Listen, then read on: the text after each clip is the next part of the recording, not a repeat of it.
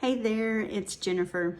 I hope you've enjoyed week 2 of One Size Fits All, How to Wear the Parables, and just taking the opportunity to explore these stories that Jesus told. I hope you're truly enjoying it. So today I'd like to talk a little bit about the parable of the weeds. The other day I was looking out over my backyard and I had seen these pretty little yellow flowers all sprinkled around through the yard, and I thought they were quite pretty. Actually, I like yellow, and my husband Greg had said, oh, looks like it's time to get out there and mow and treat some weeds. And I just thought, oh, well, they kind of made me happy. I thought they were really pretty. So I started thinking a little bit about what makes something a weed. So I looked it up, and a weed is really defined as anything that has grown in a space that was not intended to be there. And it can end up being one of those things that ends up taking over the space, or having a negative impact on what was intended to grow. So I thought, that sounds kind of familiar. When we take a minute and we think about the concept of sin in our life, that's exactly what happens. Isn't it so true that just a little bit of something that was appealing or alluring, or something that just grabbed our attention, pulled it away from God, ends up being something that's destructive and impactful in ways that we never would have imagined? I just think about any time I've ever taken my eyes off of God and ran after something just because it was alluring or what it promised. Just too many times that I have done that, and God's had to realign my thoughts and my actions with His Word.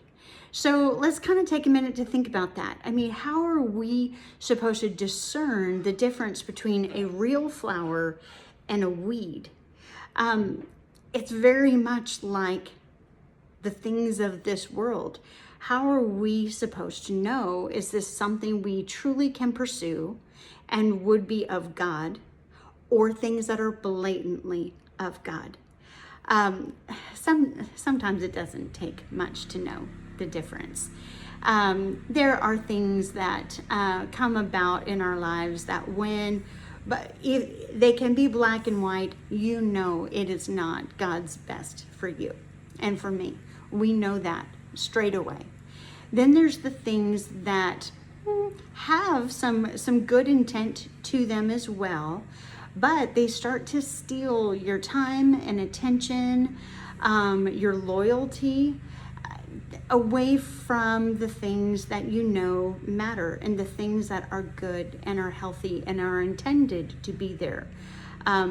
First and foremost, of course, God and His Word, but our friends and our family and ministry opportunities, people to serve, those we learn from and those we teach. All of those, if what we're pursuing draws us just a little, every bit, further and further away from those groups, we have to question whether or not that's part of God's best for us.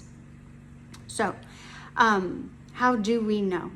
I think that there's, it's just so simple to apply a truth that we know in our hearts.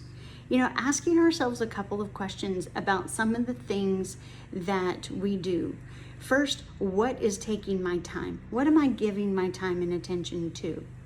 When you consider what those things are, even if you have to make a list, how do I spend my time?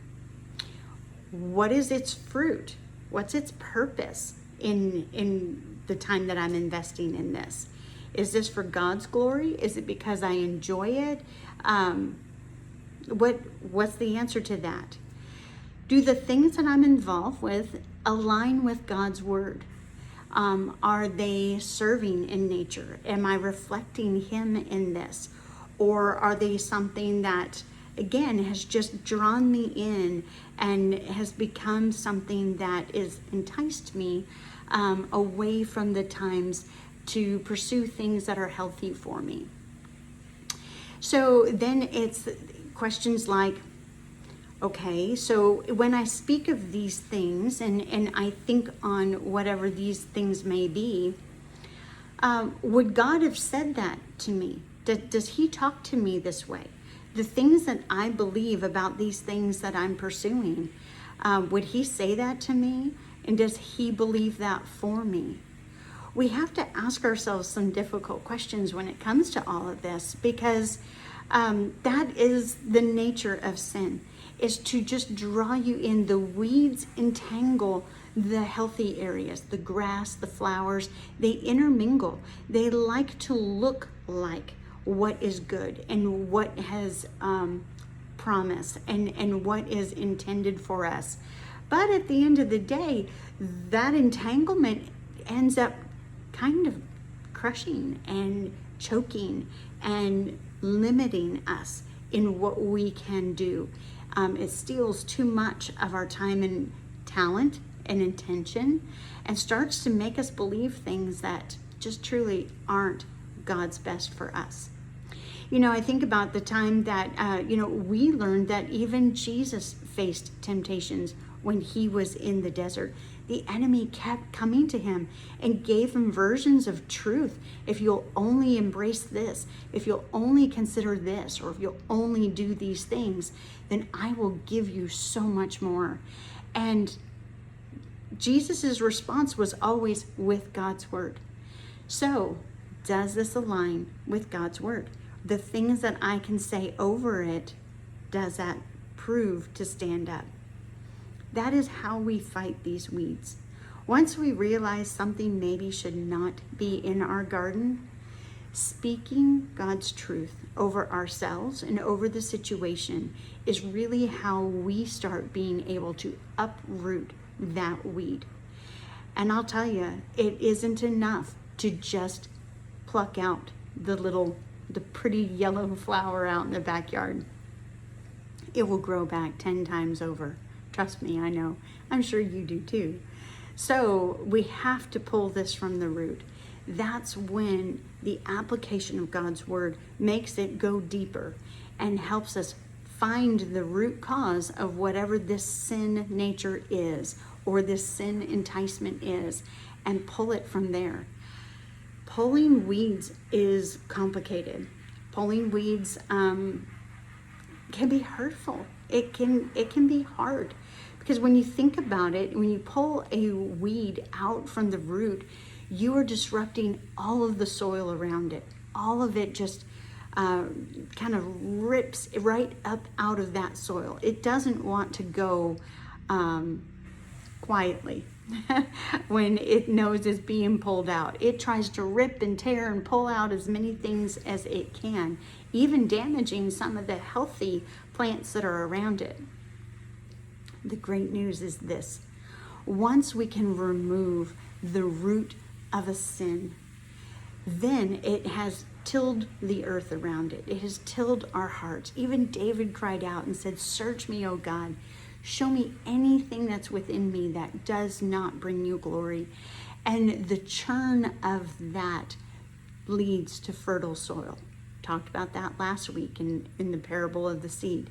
It becomes this fertile soil there that we can grow in. And the healthy plants, the healthy patterns, the healthy beliefs then can spread out and deepen within us, because that root was completely removed. It's a tough process, but it is necessary, and I know that you can do it. So I think it's time that maybe you and I could evaluate some of the weeds that we may have in our garden and get to work. From one gardener to another, be blessed.